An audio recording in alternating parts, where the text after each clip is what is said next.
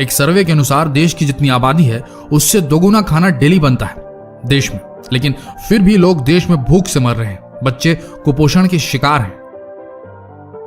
Agriculture ministry के हिसाब से 50,000 करोड़ का खाना देश में हर साल गटर में बहाया जाता है। ध्यान से सुनिए, हम उसी देश की बात कर रहे हैं जहां अन्न को भगवान माना जाता है, जहां खाने के दाने को फेंकना हराम माना जाता है। एक ऑर्गेनाइजेशन जिसका नाम भूख है, उसके सर्वे के मुताबिक 20 करोड़ भारतीय रोजाना बिना भोजन के सोते हैं।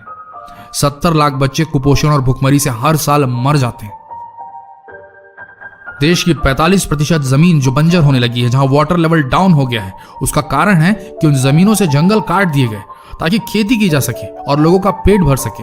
लेकिन इस भारी कीमत पर हम जो अनाज उपजाते हैं उसे खाते नहीं, फेंक देते हैं।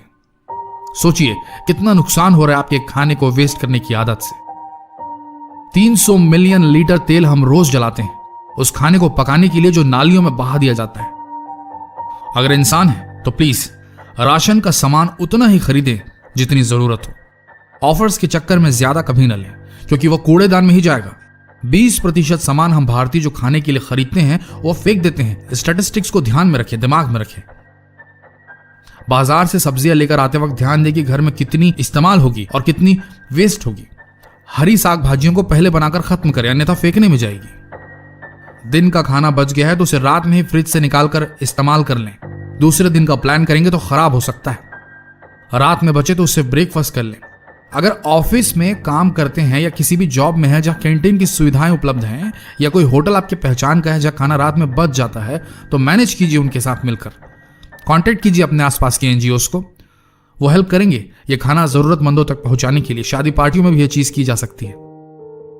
और इन सबसे बड़ी बात, आप सभी युवाओं से, देश के यूथ से विनती है कि जब कभी बाहर आउटिंग के वक्त या घूमते फिरते कुछ खाने का मन करे तो प्लीज घर में फोन जरूर लगाइए। माँ को जरूर बोलें कि आज मेरे लिए मत बनाना माँ, नहीं तो देश की मेहनत भी उस खाने के साथ नाली में जाएगी और आपकी माँ की ममता भी वहीं बह जाएगी।